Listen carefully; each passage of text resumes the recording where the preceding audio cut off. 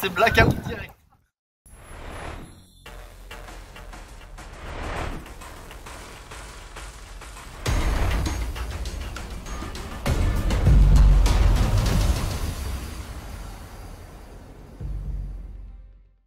Alors salut à tous, aujourd'hui on va commencer donc une nouvelle série, on vous en a déjà parlé un petit peu dans les commentaires. On va commencer à aborder des crash tests pour mettre à l'épreuve les frames. Donc aujourd'hui on va commencer avec ce qu'on avait en stock. On avait le premier D-Quad de Jérémy. On va comparer à la entre guillemets copie de chez GEPRC, le Léopard.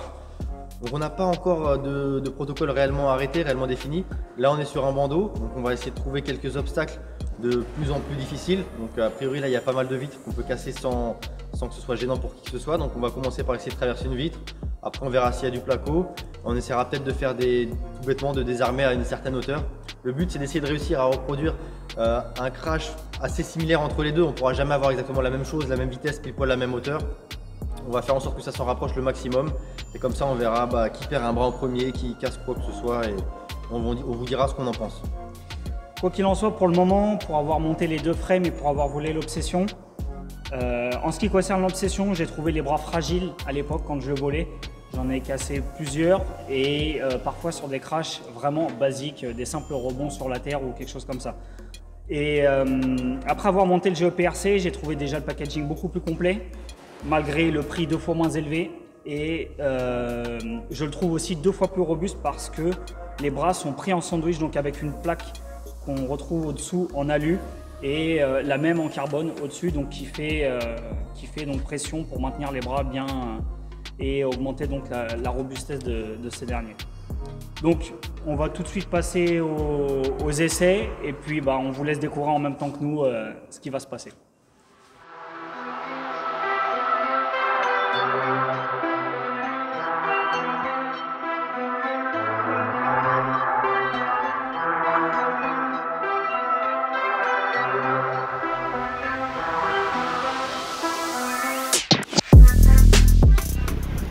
Bon c'est parti, le quad est prêt à armer, à décoller. Finalement on n'avait pas fait gaffe, la vitre fait quand même quasiment 1 cm d'épaisseur, elle est très dure. On tente quand même le coup et on va bien voir ce que ça donne. Moi je pense que ça va passer, on va voir. Fabrice. Yes. Yes.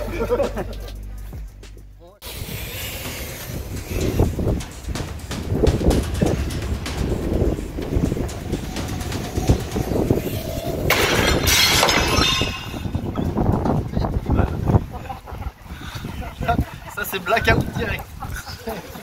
Mais il est passé.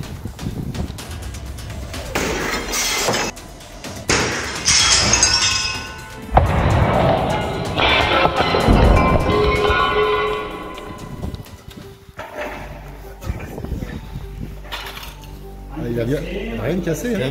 Viens montrer ça à la caméra. Ah, j'ai failli le prendre dans les pattes. On a perdu une palle d'hélice quand même. Ouais, bon, ça, la limite, c'est pas trop grave. Il y a la lipo qui s'est barrée. Ça a l'air costaud, Obsession, hein. Bah ouais, on enchaîne direct avec l'autre. Mais il y a déjà une lipo dessus. Bon, là, GEPRC, je pense que celui-là, il n'y a rien qui va bouger. On va voir, je vais essayer de prendre un peu plus de vitesse.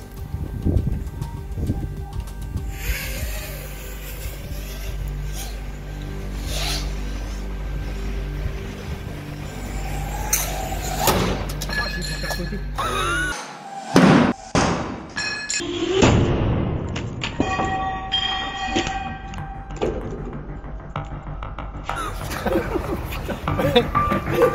Il a réussi à avoir la poutre en métal. Non, là je pense qu'il a bobo quand même. On a encore une fois, on n'a plus de lumière dans la caméra.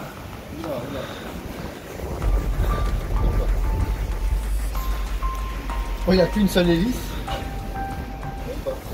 Mais il n'y a plus de... Ah mais la batterie s'est barrée. Ça apporte là. Ça apporte là, il n'y a rien en fait. Bon bah on remet des hélices et... Changement d'hélice et on on recommence. va redécoller. Voilà, l'IFO elle est un peu tordue mais... Putain, comment j'ai fait pour louper ça Bah ouais, forcément il est anti-horaires, donc là je sers en fait depuis tout à l'heure. C'est bien que ce soit toi qui sois collé au changement des hélices de l'autre parce que celui-là j'ai mis que des anti-horaires. Je me suis dit, il y en a un qui sera chiant et l'autre qui sera normal. Les belles hélices d'Alprop, c'est dommage quand même. sale. Des vieilles. Hein. Des belles Valprop, mais ce sont des vieilles. Des vieilles 45. Comme par hasard, elles sont toutes du même côté. C'est le truc qui énerve ça. On a 10, tout dans le même sens. Attaque.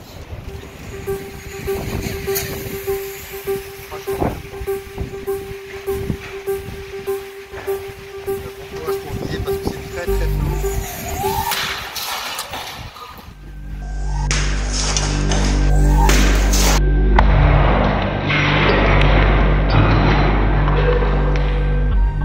Encore une fois, on a perdu la vidéo. Il est passé en travers. Et il a atterri dans les briques derrière. Il a même essayé de faire passer le mur.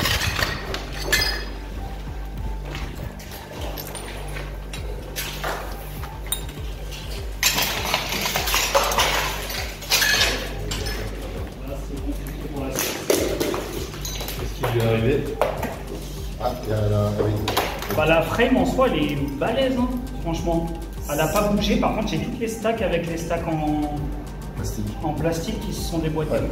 Ah, j'ai avec le choc. Ah ouais, on a un VTX qui est mort là aussi. Un minimum, ouais. Bon, attaque à la lumière, on va vous montrer tout ça. Il n'y a plus qu'à espérer que la petite CC ait survécu. Ah, elles ont... Regardez. T'arrives à faire le point là-dessus? Là, on voit que les entretoises en nylon ont complètement explosé. Là, la pièce, elle s'est complètement dessoudée. Ouais, mais c'est pas J'ai perdu l'antenne du VTX qu'on va aller chercher tout de suite. Les moteurs, ils n'ont pas l'air d'accrocher. Bon, là, les hélices, elles ont pris vraiment très cher. En soi, la frame, ce qui nous intéresse, elle n'a pas bougé du tout. Franchement, je suis impressionné. Je pensais que ça allait prendre cher. Après, je pense que les chocs se font plus sur le dessus du coup. En tout cas, en ce qui concerne, vous pouvez voir par vous-même, en ce qui concerne la frame en elle-même, elle n'a pas bougé, elle n'est pas déformée. Maintenant, ce qu'on va faire, c'est qu'on va continuer avec le déquad, je pense, sur la vitre. Puisque celui-là, on ne pourra pas le confronter à quelque chose de plus robuste. Et faire en sorte de voir jusqu'à quand le déquad va tenir comparé au GEPRC, quoi. Qu'est-ce que t'en penses? Ouais, mais là, ouais, je pense que c'est... Parce que c'est pas faire d'envoyer le déquad dans un mur. Si c'est la stack là. Je pense qu'il faudrait, ouais. Il va falloir le reconstruire celui-là. Si on va le reconstruire, on va continuer à le mettre à l'épreuve. Hein. Ouais. Mais bon, pour le moment, t'as eu l'antenne? Super. Ok, bon, on continue alors. Comme vous avez pu voir, ça s'est terminé rapidement. Moi, je suis un peu déçu dans le sens où j'avais fait en sorte de protéger toute l'électronique en fait, et je me rends compte que les pièces en nylon, ça crée pas mal de soucis. Là, pour le coup, je vais vous montrer un petit peu de près. Il y a toutes les stacks qui se sont déboîtées, et ça également sur le déquad, ouais. On ne l'avait pas vu en voulant faire le deuxième essai d'ailleurs. C'est moins prononcé, mais les entretoises du dessous se sont arrachées. Là, pour le coup, sur le GEPRC, il y a un peu toute l'électronique qui a mangé. C'était vraiment pas le but. C'est vrai que c'est un sujet délicat et c'est une chose délicate à faire, les essais de frame. Parce que déjà, premièrement, on n'aime pas péter du matos pour péter du matos. Ça a une certaine valeur. Il y en a qui galèrent à s'acheter du matos et c'est pas vraiment... Enfin voilà, on cherche pas à faire un grand débat là-dessus. Non, puis en plus... mine de rien, il y a beaucoup de matos de récup, des moteurs à 5 €. Et le vrai achat qui nous a coûté cher là-dedans, c'est les 2 quilles CC qu'on a mis dans les quads. Le reste, c'est de la récup et du matos qu'on nous avait offert. C'est pas une raison, vous allez nous le dire. Mais bon, on n'a pas tout pété non plus. Et voilà, on avait envie de faire une nouvelle thématique. Donc à vous de nous dire si ça vous plaît d'ailleurs. Peut-être que le protocole pourrait être amélioré. Je sais pas, peut-être avec une sorte de poids, certes, moins fun. Moins d'adrénaline on va dire, mais peut-être avec un système de poids où on pourrait venir simuler un impact sur la frame seul du coup sans avoir à casser d'électronique. Enfin quoi qu'il arrive, c'est des tests qui sont pas vraiment dans nos cordes parce qu'encore une fois on est que des amateurs. Oui, là on voulait faire ça un peu avec un côté assez fun quand même du crash test. C'est vrai que normalement sur les images ça devrait rendre plutôt pas mal, c'est assez marrant à voir, à faire sur le coup, même si c'est vrai que ça coûte cher. Du coup, voilà, à vous aussi un peu de dire ce que vous en pensez, vers quoi vous aimeriez qu'on s'oriente. Nous, c'est pas dit qu'on continue en tout cas à faire des vrais comparos, à moins de trouver une méthode fiable. Ouais. Peut-être plus s'orienter sur du test de frame, donc toujours avec le ressenti en vol comme on l'a toujours fait, mais également avec un côté test de solidité avec des crashs un peu plus poussés, mais sans comparer, parce que là vous avez pu le voir, de toute façon il y en a un qui a tapé la poutre alors qu'il aurait dû taper la vitre. On ne tape pas au même endroit de la vitre. C'est difficile de tirer des conclusions de ce type de crash test, même si là on peut conclure qu'en soi là les deux frames sont quand même relativement solides. Ouais. Ça, c'est quelque chose. Après, je pense qu'il n'y a pas vraiment eu d'impact réel sur les bras. En tout cas, le corps de la frame, c'est une certitude. Toute l'électronique est vraiment à l'abri. La preuve que la frame a arrêté le choc entièrement, puisque c'est toute l'électronique qui est venue en avant lors de l'impact. Une autre chose aussi, le but là, c'était vraiment d'essayer d'avoir une réponse à qu'est-ce qui est mieux, d'acheter une frame de qualité et de marque ou d'acheter une frame chinoise pure copie.